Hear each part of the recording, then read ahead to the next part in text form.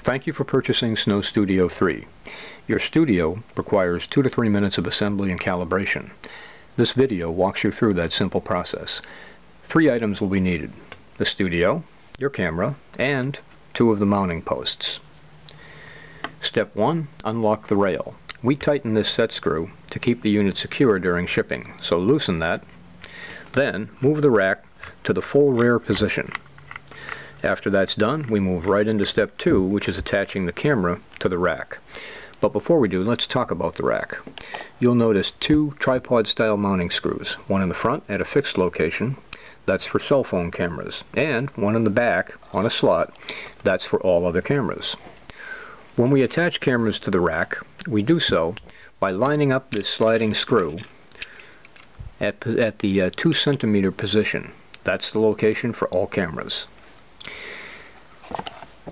You'll notice on the back a tab which can be pulled down to give you leverage for tightening. After you're done tightening, return that to the up position so it doesn't interfere with the operation of the rack. And now I'll attach the camera to the rack, and I'm going to do that in my lap because it's more comfortable. I'll be back with you momentarily.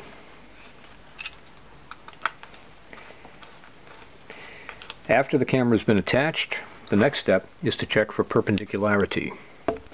As you can see, this camera is at an angle to the rack.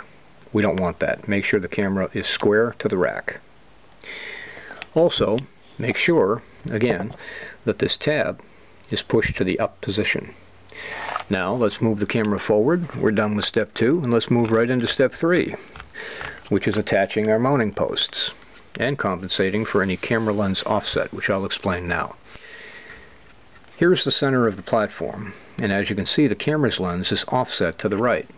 So if we took our mounting posts and put them right in the middle of the platform, we can see the problem. Our Snowflake is not going to line up with the center of our camera lens, and that's why Snow Studio 3 is designed with a row of holes, giving you options to accommodate for that camera lens offset.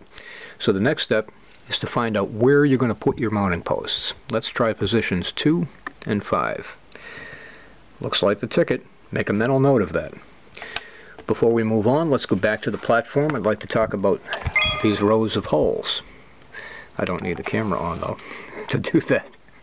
The first row is for cell phone cameras. The middle row is for compact cameras using the little big shot lens with the 2-inch focal length, and the last row is for super zoom cameras using the little big shot lens with the 3-inch focal length. Now, if you're using a bridge camera with the Raynox lens, or a mirrorless or DSLR camera, then the rest of this procedure doesn't apply to you. You'll be using a satellite platform, and that's covered in the next video on how to use Snow Studio 3. Also, when we look at these holes, you'll notice 2 rows. We're going to be putting the mounting posts in the front row. The rear row is reserved for another purpose, which will also be covered in the video on how to use Snow Studio 3. So now that we've determined which locations we're going to use, it's time to attach the mounting posts.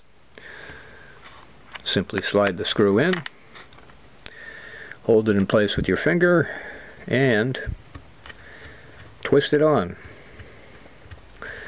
When you're done, again, just like with the camera on the rack, we have to check for perpendicularity.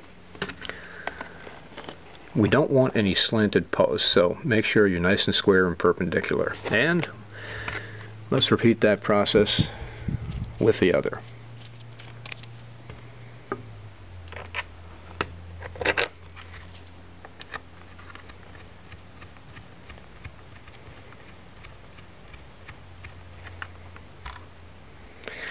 And again, make sure that we're perpendicular.